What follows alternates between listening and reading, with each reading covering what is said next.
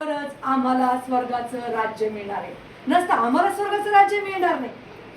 बाळ हे निष्पाप असतं, बाळ हे निष्कपट असतं, बाळ हे क्षमाशील असतं. बाळाच्या मनात कुठल्याही प्रकारचं कपट नसतं. आणि म्हणून येशूनं म्हटलं, बालकास मजकडे येऊ द्या, त्यास मना करू नका, कारण स्वर्गाचं राज्य हे त्यांच्यासारखंच आहे. आमेन.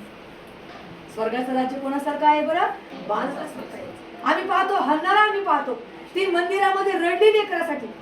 परमेश्वराने तिला सुंदरसं बाळ दिलं, तिला मुलाचा आशीर्वाद दिला, तिला पुत्ररत्न दिलं आणि तिनं त्याचं नाव शमूएल ठेवलं. आणि त्या शमूएलला 3ऱ्या वर्षी तिनं त्या मंदिरात नेऊन सोडलं. हालेलुया. आणि या बाळाची वाढ देवाच्या भयात, देवाच्या ज्ञानात, देवाच्या गौरवात झाली. आणि एवढं इस्रायल राष्ट्र या शमूएल बाळाने सांभाळले. हालेलुया. एवढं इस्रायल राष्ट्राचा अधिपती त्याला परमेश्वराने केलेलं आहे. का तर या बालकाला त्याच्या आईनं मंदिरात आणून सोडलेलं आहे. मंदिरात त्याची वाढ झालेली आहे. आणि देव या शमूएल बाळासोबत बोलत असेल.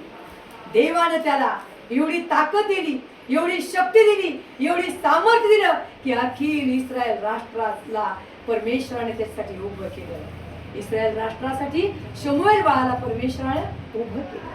लहान लेकराची वाढ देवाच्या भयात ज्ञानात झाली, देवाच्या चांगुलपणामध्ये त्याची वाढ झाली. आणि म्हणून परमेश्वरानं त्याच्याद्वारे इस्रायल राष्ट्र आशीर्वादित केलं. हालेलुया.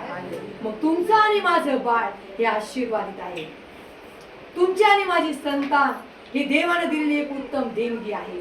म्हणून या ठिकाणी परमेश्वर म्हणतो, बालकास मजकडे येऊ द्या, त्यास मना करू नका, कारण स्वर्गाचं राज्य त्यांच्यासारखंच आहे. आम्ही पाहतो